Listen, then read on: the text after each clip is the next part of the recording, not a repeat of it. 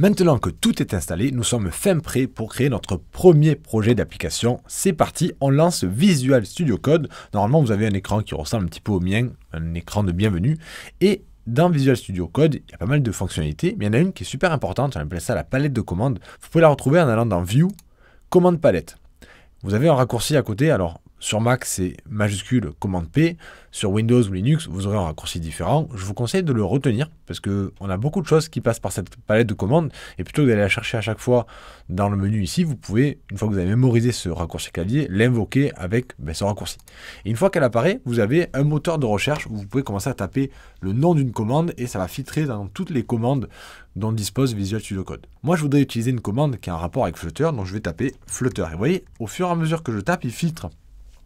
Je n'ai pas besoin de le taper entier, parce qu'il n'y en a que 3 qui commencent par FLUT, et on les voit ici. On a New Project qui permet de créer un nouveau projet, Flutter Doctor qui permet de vérifier que l'installation de Flutter s'est bien passée, et enfin Flutter Upgrade qui permet de mettre à jour Flutter à la nouvelle version. Nous, on veut créer un nouveau projet, donc on va choisir la première. Je peux appuyer directement sur Entrée parce qu'on voit qu'il est présélectionné en bleu, et il me demande le nom du projet. On va l'appeler Clicker. Puisque ce sera une application où on va compter des clics, donc on va l'appeler Clicker, ça me paraît bien, vous pouvez l'appeler autrement si vous voulez. Ce qui est important, c'est d'avoir un nom correct, où il n'y a pas d'espace, d'accent, de choses spéciales, et on valide. Il va me demander ensuite où est-ce que je veux placer ce projet. Il va créer un projet pour ce dossier, mais je dois juste lui dire à quel endroit dans mon ordinateur je veux le mettre.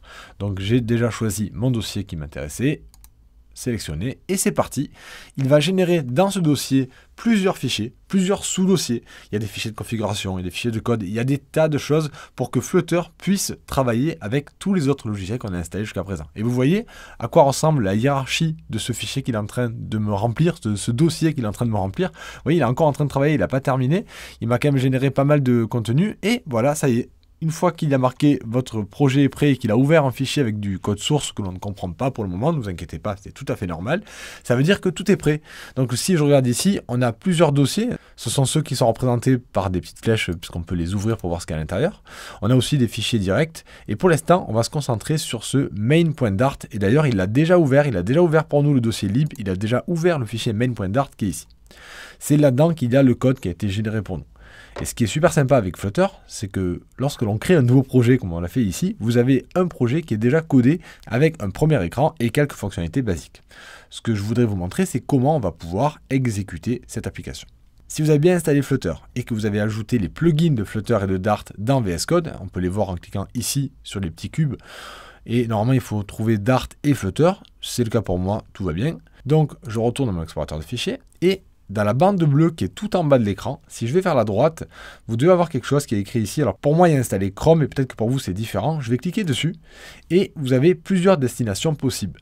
Si vous avez moins de destinations que moi, c'est que vous avez installé peut-être un petit peu moins de choses que moi, mais il faudrait au moins que vous ayez une destination disponible, Chrome pour l'aperçu sous la forme d'un site web, Start iOS Simulator pour l'aperçu dans un téléphone iPhone, un simulateur iPhone qui accompagne Xcode, ou alors démarrer un émulateur Android, puisque j'ai créé un émulateur Android qui est déjà dispo. Sinon, on a aussi la possibilité de créer un émulateur Android si on n'en a pas créé jusqu'à présent. Vous pouvez en créer à partir d'ici, ça va lancer Android Studio et vous permettre de le créer dans Android Studio. Mais l'idée, ça va être de choisir dans Flutter quel est l'appareil que l'on va utiliser. Pour moi, je vais choisir Start iOS Simulator. Donc dès que je vais cliquer là-dessus, là, vous voyez, j'ai une alerte qui est apparue et rapidement, on a un simulateur qui démarre. Il a choisi un iPhone 12 Pro Max.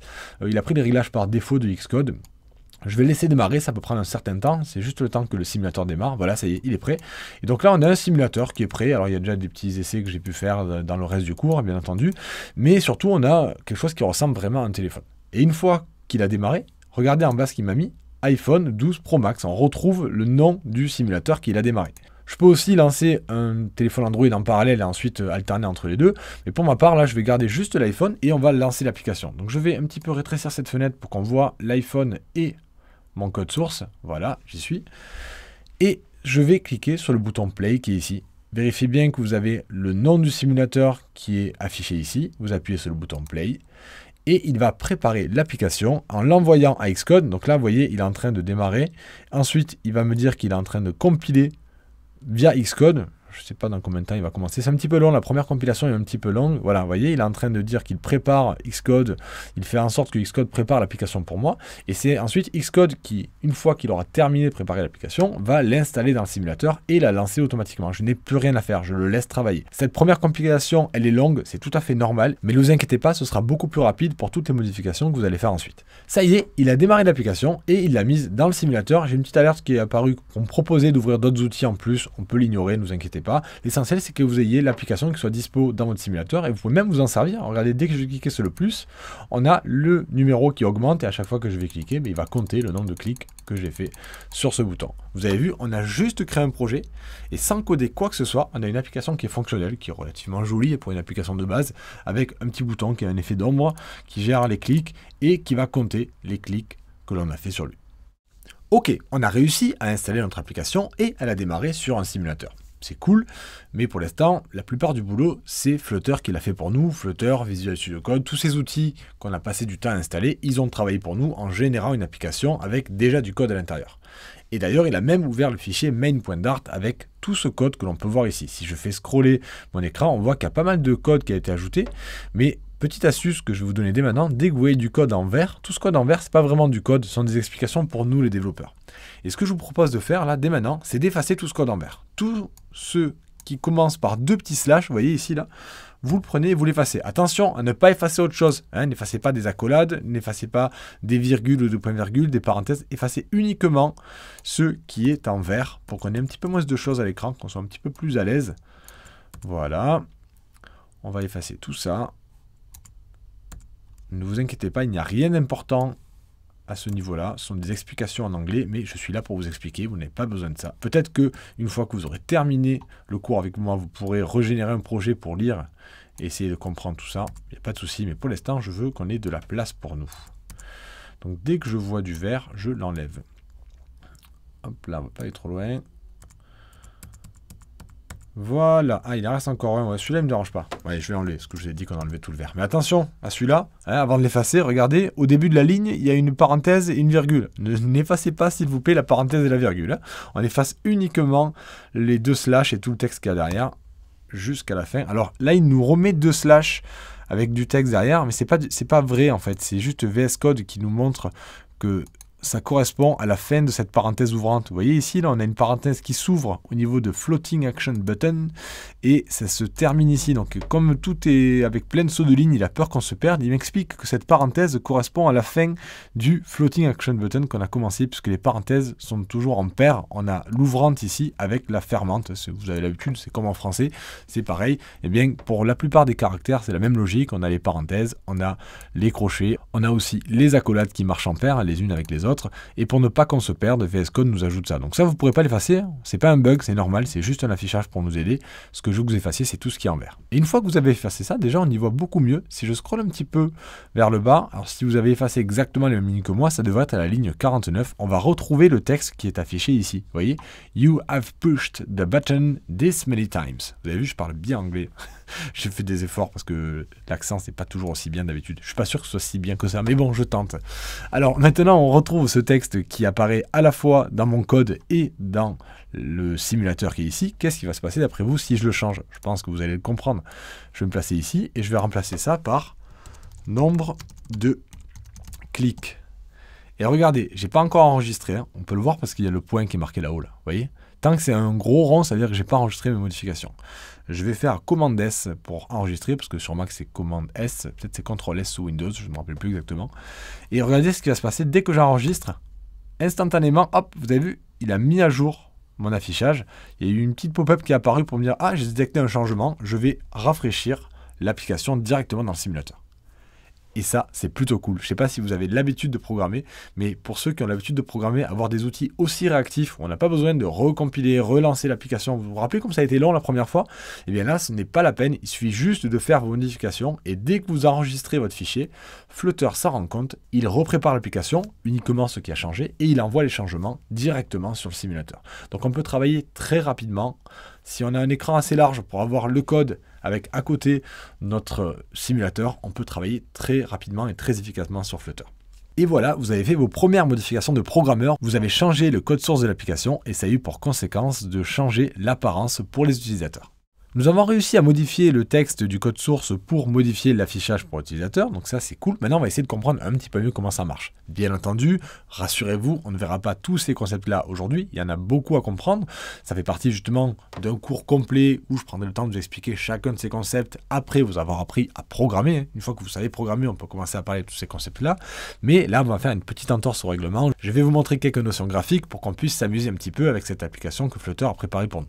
Alors ce texte qui est ici, on voit qu'il est entre les deux parenthèses de texte. Vous voyez ici, on a un objet de type texte avec ensuite le texte qu'on veut afficher à l'intérieur, une virgule et une parenthèse. Alors si j'enlève les sauts de ligne qui ne sont pas indispensables ici, on se rend compte, voilà, ici aussi on peut l'enlever, que c'est peut-être plus lisible comme ça en disant texte entre guillemets nombre de clics. Et là on a une virgule qui permettrait, si on le souhaite, de mettre autre chose après. Je vais l'enlever cette virgule parce qu'elle n'est pas indispensable et en plus justement c'est à cause d'elle que ça saute la ligne. Si je l'enlève, je peux enregistrer et garder ce format-là. Si je commence à mettre des virgules, c'est là qu'on a des sauts de ligne comme on le voit en dessous. Donc on a ce premier texte, celui qu'on a modifié, qui est affiché ici. Mais si je regarde l'aperçu, on voit qu'il y a un autre texte en dessous. Il y a un chiffre en fait en dessous, mais qui est affiché à l'écran. D'après vous, où est-ce qu'il est dans le code source? Eh bien, s'il est juste en dessous graphiquement, il y a de fortes chances qu'il soit juste en dessous ici. Et oui, parce qu'en fait, ces deux textes-là, ils sont tous les deux les enfants, children, ça veut dire enfants en anglais, d'une colonne. Une colonne, ça représente un objet graphique où tous les enfants seront affichés les uns en dessous des autres. Donc on met deux textes ici, chacun des textes correspond à un élément affiché à l'écran. Si je veux mettre un troisième texte, j'ai qu'à me placer après le deuxième. Donc le premier il commence là, le deuxième il est là, il se termine, vous voyez la parenthèse qui est ici. Je vais laisser la virgule, et après la virgule, je saute une ligne et je mets un troisième texte. Et je vais mettre par exemple, continuer à cliquer. Et j'enregistre. Et dès que je vais enregistrer, regardez, hop, il s'en rend compte et il ajoute un troisième texte en dessous. Donc on voit deux textes qu'on pourrait caractériser comme étant des textes statiques, nombre de clics et continue à cliquer. C'est tout le temps le même texte qui s'affiche à l'écran. Et ensuite on a un texte qui est plus dynamique puisque vous devez vous en rappeler, lorsque l'on clique sur le plus, automatiquement on a ce nombre qui augmente. Il n'y a plus 0, maintenant il y a 1. Et si je reclique une fois de plus, il va passer à 2. Si je regarde le code source, on a quelque chose, on a des guillemets comme tout à l'heure. Alors vous pouvez mettre des guillemets simples ou des guillemets doubles, c'est pareil dans Flutter, on ne va pas se prendre la tête avec ça. Par contre, ici, c'est pas écrit pareil, il n'y a pas marqué 0, ni 1, ni 2. Il y a marqué $_counter. Alors tout ça sont des concepts que l'on verra en programmation, mais pour vous donner un ordre d'idée, ce $counter, c'est ce qu'on appelle une variable en programmation.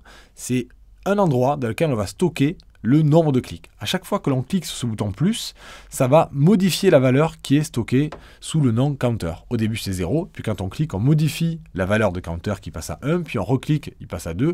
Counter, ça veut dire compteur en anglais, donc ils ont choisi ce nom-là pour cette variable-là. On peut créer autant de variables qu'on veut en programmation. Là, ils en ont créé une qui compte nos clics. Et pour l'afficher, il suffit de mettre des guillemets comme on l'a fait tout à l'heure, sauf qu'au lieu de mettre du texte directement, on met $ pour dire qu'on fait référence à une variable et on met le nom de la variable. Et lorsque Flutter doit afficher du texte avec $ plus le nom d'une variable, comme on le voit ici, au lieu d'afficher $counter ici, il va remplacer ça par la valeur qu'il y a pour l'instant d'un counter. Et pour vous prouver ça, je vais prendre ce texte counter. Si je le mets par exemple ici, j'enregistre. Vous voyez que cette fois-ci, il m'a mis le $counter. Mais si je remets un $ juste avant, là, vous voyez qu'il a remplacé le counter par 2. Donc on peut à tout moment à l'intérieur d'un texte intégrer quelque chose de dynamique. On appelle ça une variable qui va contenir des chiffres ou du texte, des valeurs et qui vont pouvoir être affichées par Flutter. Continuons un petit peu à brûler les étapes, puisqu'encore une fois, il faudrait normalement commencer à apprendre vraiment à programmer avant de se lancer là-dedans, mais je vais encore vous montrer des choses que je ne suis pas censé vous montrer, parce que je trouve ça un peu sympa pour rendre cette application plus fun. Cette variable counter, on peut s'en servir pour afficher à l'utilisateur des chiffres, mais on peut aussi s'en servir pour savoir quels sont les modules qui doivent être présents à l'écran. Par exemple, ici, ce continue à cliquer, ça me dérange qu'il soit déjà présent quand il y a 0. Alors je vais redémarrer l'application et la flèche verte. Au début, ça met la valeur 0. On la voit deux fois parce que je l'ai mis deux fois, je le laisse pour que vous voyez la syntaxe. Mais par contre, ça paraît bizarre qu'il y ait marqué continue à cliquer. S'il y a 0, peut-être qu'on pourrait rien mettre. Et dès qu'il a cliqué au moins une fois, on peut lui dire continue à cliquer. Et bien pour faire ça, on peut utiliser quelque chose qui est spécifique en programmation, qui s'appelle un if. Ça veut dire si en anglais. Donc si je tape if, ça veut dire si, entre parenthèses, la variable counter contient une valeur supérieure à 0, alors je veux afficher le texte. En fait, ce qu'on fait, c'est que juste avant d'afficher le texte, on le préfixe par un si. Ça veut dire qu'il n'affichera ce texte-là que si le counter est supérieur à 0. Donc maintenant, je vais enregistrer. Et regardez, puisque notre compteur est à 0, le texte ne s'affiche plus. C'est le but de ceci. Il ne va ajouter ce texte à la liste des textes que si cette condition-là est vraie. Et cette condition, elle sera vraie si dans ce counter, on a une valeur supérieure à 0. Sauf que pour l'instant, on a 0 à l'intérieur. C'est pas supérieur à 0, c'est égal à 0. Donc, la condition est fausse, il ne va pas mettre le texte. Mais si je clique ici, vous vous rappelez ce qui se passe? Il modifie la valeur de counter, puisque le texte va être modifié ici, et il va s'en rendre compte, et le if va changer d'avis, puisque maintenant ce sera vrai, le compteur sera supérieur à 0, et on va voir le texte qui va afficher. Je ne modifie pas le code, je clique juste le plus qui est ici. Et vous avez vu, non seulement il a modifié l'affichage là, mais il a en plus ajouté « Continuer à cliquer ». Et une fois qu'on a compris ce principe, on peut se faire plaisir. C'est-à-dire qu'on va pouvoir peut-être personnaliser le message pour afficher quelque chose de sympa à l'utilisateur. Alors, ce que je vais faire, c'est que je vais mettre un petit message en dessous. Je rajoute un if de plus. On va lui dire si le counter est supérieur à 5, on va lui écrire OK, pas mal. Mais on va laisser le continuer à cliquer. Alors là, il me dit qu'il y a une erreur. Il me met du rouge. Ça, c'est intéressant que je tombe là-dessus. Parce qu'il me dit, il y a un souci, ce if là, je ne sais pas ce qu'il fait là. Vous allez me dire, mais pourquoi il se trompe? Parce que c'est exactement le même qu'au-dessus, ça devrait marcher. Et oui, mais ce qu'il y a, c'est que chaque élément, chaque enfant de la liste qui est dans cette colonne doit être séparé par des virgules. On a une virgule à la fin de celui-ci, on a une virgule à la fin de celui-ci, mais j'ai oublié de mettre la virgule à la fin de celui-ci. Et ce qui est dommage, c'est qu'il ne me dit pas qu'il manque une virgule. Il me dit juste, arrivé au suivant, mais pourquoi il y a ça? Vous n'avez pas fini la ligne d'avant. En fait, comme la ligne d'avant n'est pas terminée, il nous met l'erreur au prochain caractère qu'on a mis qui n'aurait pas dû être là. Alors, on pourrait mettre la virgule ici, par exemple, ça marcherait, mais c'est pas très lisible, c'est pas très joli. Donc, on préfère la mettre ici, en général. Voilà. Donc, une fois qu'on a bien séparé nos éléments par des virgules, il est capable de reconnaître ça. Pour l'instant, on a toujours 3 qui est inférieur à 5. Donc, on va continuer à cliquer. 4, 5, et dès que je fais 6, OK, pas mal. Et si on allait encore plus loin? Par exemple, si on dépasse les 10, on va faire un autre message. Alors, on va dire supérieur ou égal à 10. Ça veut dire qu'à partir de 10 exactement, on va marquer un message personnalisé. Alors, qu'est-ce qu'on pourrait lui marquer comme message? Les choses sérieuses peuvent commencer.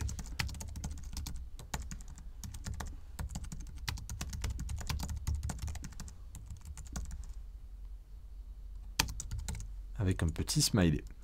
On enregistre. Alors, là aussi, j'ai une virgule. Toujours pareil. Je rajoute ma virgule. Je sauvegarde. Il met à jour. Pour l'instant, on a uniquement le OK pas mal. Et je continue à cliquer sur plus. Et cette fois-ci, dès que je vais arriver sur 10, hop, on a les choses sérieuses peuvent commencer qui s'est rajouté. Alors, je me suis trompé. Au lieu d'un L, j'ai mis 2 points. C'est un L que je veux, voilà. Les choses sérieuses peuvent commencer. Mais ce que j'aimerais, qui serait vraiment génial, ce serait de remplacer ce message OK pas mal par celui-ci. Je ne veux pas l'ajouter en plus, j'aimerais le remplacer. Alors, ce qu'on va faire, c'est qu'on va laisser le if tel quel ici. Mais je vais ajouter une condition un peu plus complexe pour lui en lui disant je veux afficher le OK pas mal uniquement si le compteur est supérieur à 5 et que le compteur est inférieur à 10. Et ça, en programmation, ça se met avec 2 esperluettes. Vous savez, ce caractère spécial qu'on n'utilise jamais, ou en tout cas très rarement. Eh bien, ça veut dire et dans une condition de type si. Que le compteur est inférieur à 10. Regardez, j'enregistre. Et cette fois-ci, on a le message d'avant qui a disparu. Alors, je vais redémarrer pour qu'on voit les différentes étapes. Donc, quand je commence à 0, il n'y a rien. Ensuite, j'ai continué à cliquer. 5 à 6, on a le premier message qui commence à apparaître. Et à 10, il est remplacé par un autre. Vous avez vu ce qu'il a fait en fait, c'est qu'arrivé à 10, il a tout réévalué. Il a bien remis celui-ci puisque on était au-dessus de 0. Il n'a pas remis celui-ci parce qu'on n'est plus dans l'intervalle 5-10. Par contre, il a mis celui-ci. Mais comme il n'a pas mis celui-là, il n'a pas laissé un trou. Il a juste ajouté un enfant de plus qui est celui-ci. On se retrouve avec une liste de 4 enfants et on n'a pas de trou au milieu. En fait, le 4e enfant, il est toujours collé au 3e. En tout cas, avec Flutter, ça marche comme ça. Donc l'idée, ça va être de personnaliser votre affichage en vous basant sur ces fameuses variables qu'on apprendra à utiliser dans le temps. Notre application commence à être un petit peu plus intéressante qu'un clicker basique, mais on va encore l'améliorer dans la prochaine vidéo. Maintenant qu'on a établi les règles un petit peu du jeu, on va le rendre plus intéressant pour le joueur et peut-être même un petit peu addictif. Vous savez, comme des fois, il y a des jeux très très simples où les gens s'obstinent, ils peuvent y jouer pendant des heures sur des choses très très basiques juste parce qu'ils sont curieux de voir les prochaines choses qui vont apparaître à l'écran. Et bien là, c'est ce qu'on va faire. On va faire en sorte que nos messages évoluent en fonction de son score, entre guillemets, c'est-à-dire le nombre de clics qu'il va faire, sauf qu'on va faire des intervalles très très grands qui ne seront pas connus à l'avance, donc il ne saura pas au bout de combien de clics le prochain message va apparaître. On va essayer de trouver des messages un peu sympas à mettre et des intervalles de plus en plus grands.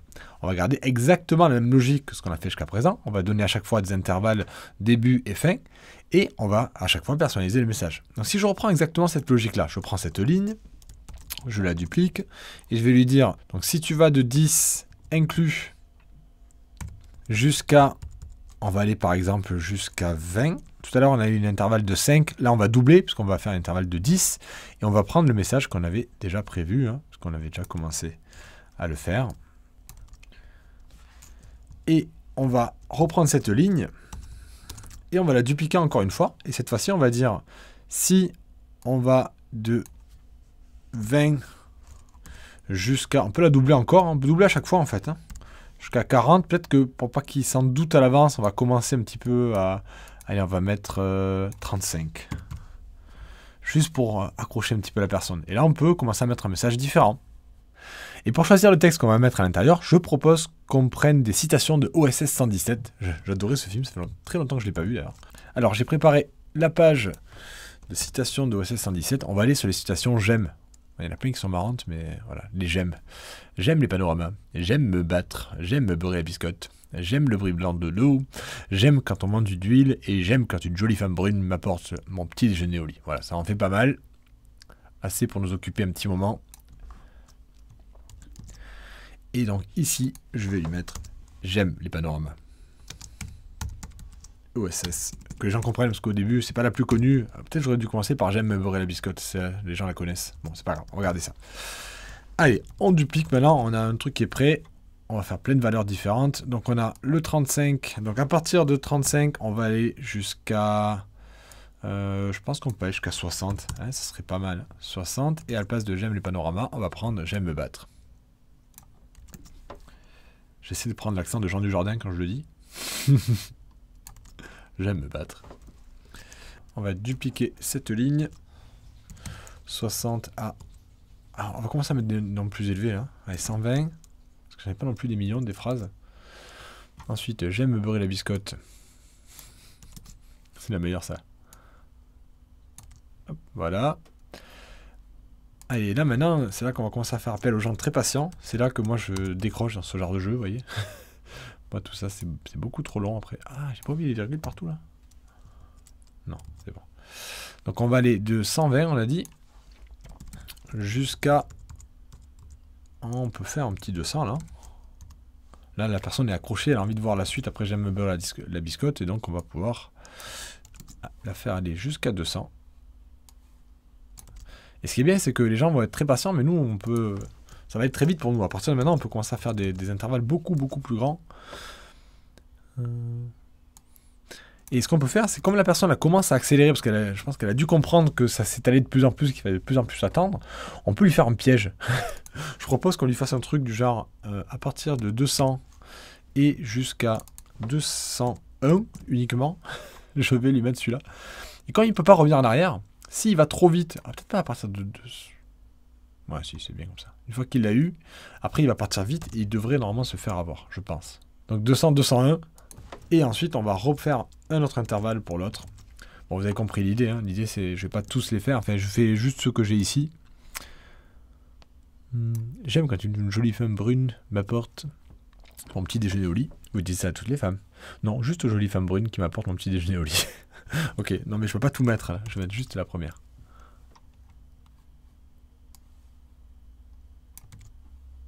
Ok. Et donc là, on va mettre de 201 et on va aller jusqu'à 350. Et bien sûr, on peut en ajouter des tas. Et là, on peut être vraiment pas sympa. On va mettre un dernier, mais on va pas mettre de fin sur le dernier. Comme ça, la personne peut continuer pendant très longtemps sans vraiment savoir s'il y a une suite. Ouais, on va vraiment faire ça. Voilà, je vais le faire comme ça. Voilà, ici. On va faire croire que la conversation entre les deux continue. Donc là, c'est pas OSS 117, c'est comment? C'est l'Armina, c'est ça? Et c'est l'Armina. Voilà, et je ne vais pas mettre la suite, voilà, puisque moi je sais que ça s'arrête, mais lui ne voit pas le code source. Donc si la personne essaie de se servir, alors, dès que je sauvegarde, vous avez vu, il a fait plein de lignes, il a enlevé un petit peu la mise en forme, mais les valeurs devraient être correctes. Alors on va cliquer, je sais pas commencer, normalement dès que j'arrive à 20, voilà, j'aime les panoramas, je continue, j'aime me battre. J'aime me beurrer la biscotte. Voilà, bon là du coup je voulais embêter les gens, mais je vais commencer à m'embêter à moi, donc je vais pas aller jusqu'au bout. Mais vous avez compris l'idée? Alors, on a réussi à faire un autre petit jeu. Et les gens très patients, je vous assure qu'il y en a plein qui sont motivés en fait à continuer à cliquer pour savoir quel sera le prochain message. Et donc on pourrait faire des intervalles beaucoup plus grandes, aller jusqu'à 1000, 2000, 5000, 1 million. C'est très facile pour nous en fait. Il suffit juste de trouver des idées de texte et de les écarter progressivement. Et de temps en temps de mettre des petits pièges pour pas que la personne aille trop vite. Parce que si vraiment vous les écartez trop, la personne va aller à toute vitesse et elle va le voir changer de temps en temps. Si vraiment vous voulez embêter les gens, que ce soit un jeu pénible, il faut faire en sorte que ce soit imprévisible, que des fois il y ait des intervalles courts, des fois il y a des intervalles longs, qu'il y ait beaucoup d'intervalles longs, mais des fois des intervalles un petit peu plus courts pour piéger les personnes, et surtout des intervalles un peu plus courts dans lesquels le message ne reste pas longtemps, pour que s'il clique trop vite, mais il passe le message, et quand il ne peut pas revenir en arrière, il est obligé de recommencer à zéro pour le voir. Donc voilà, on a réussi à faire un petit jeu. Alors, la façon dont on l'a fait, c'est pas la façon idéale de programmer, ne vous inquiétez pas, c'est tout à fait normal. Là, ce qu'on a fait, c'était pour vous montrer le principe de la programmation, se baser sur du contenu qu'on affiche, qui est lui-même basé sur des valeurs, des variables qui vont évoluer et mettre à jour notre affichage. En quelques minutes, on a réussi à créer un jeu assez rigolo. Bien sûr, c'est assez limité comme jeu, mais ça peut, je vous garantis que ça peut occuper des gens pendant très longtemps, ce genre de jeu. Et avec plus de temps, imaginez tout ce que vous pourriez faire dans vos applications. Et bien voilà, ça y est, on est arrivé au bout de ce cours. J'espère que ça vous a plu. En tout cas, personnellement, j'ai adoré. Si vous débutiez en programmation, si c'était la première fois que vous programmiez, je ne pense pas qu'on a fait des choses trop complexes. Bien entendu, ça peut devenir plus complexe si vous en avez envie. Vous pourrez créer des applications avec des tas de fonctionnalités. Et le but, c'est que je vous accompagne. Si ça vous a plu, vous aurez le lien en dessous de la vidéo pour continuer à apprendre. Si vous êtes quelqu'un qui sait déjà programmer, vous êtes déjà un développeur peut-être iPhone, eh bien sachez que ça ressemble beaucoup au principe de SwiftUI. Flutter, dans la façon de programmer des interfaces graphiques, est similaire à ce qu'on a avec ce que Apple propose avec SwiftUI. Si vous venez du monde Android, ça ressemble plus du coup à Android Compose. C'est justement l'équivalent de Flutter ou SwiftUI, ça s'appelle Android Compose en développement natif. Et si vous venez d'une plateforme, par exemple React Native, eh bien c'est aussi très similaire. La logique est la même. On a des variables qui sont surveillées et affichées automatiquement par le kit de programmation de Flutter.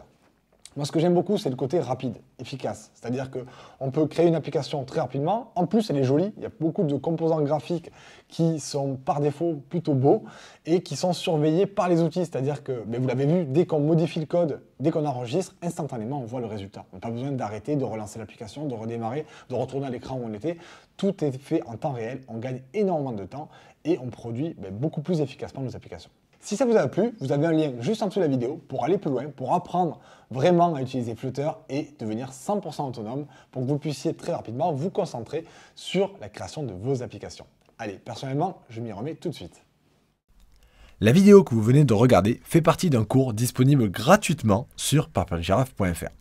Avec votre inscription, vous aurez aussi accès à un forum de développeurs francophones. On parle français, on pose des questions en français, on répond aux questions en français et ça c'est super pratique lorsqu'on débute et qu'on a besoin d'apprendre et de se faire aider. En plus, je n'ajoute aucune publicité dans mes vidéos sur parpelgiraffe.fr. C'est YouTube qui ajoute les publicités que vous avez vues, c'est pas moi. Si vous le regardez sur mon site, vous n'aurez aucune publicité, même sur les vidéos gratuites, même sur les cours gratuits. Bien sûr, sur les cours payants, il n'y a pas de publicité, mais sur les cours gratuits non plus, je n'en ai pas mis. Donc vous pouvez profiter de tout ça sur le site parpelgiraffe.fr. Vous avez le lien qui est juste en dessous de la vidéo dans le descriptif. Si vous préférez rester sur YouTube, pas de souci, vous pouvez continuer puisque je vais poster régulièrement des nouvelles vidéos sur YouTube et je vous conseille d'ailleurs de vous abonner parce que si vous voulez progresser, c'est le meilleur moyen de ne rater aucune vidéo. Et si vous avez aimé cette vidéo, ça serait super sympa de votre part de cliquer sur le petit pouce vers le haut qui est juste en dessous de la vidéo. Ça vous prendra 2 secondes et ça représente énormément pour moi. Merci beaucoup pour avoir suivi cette vidéo et je vous dis à très vite pour devenir encore meilleur.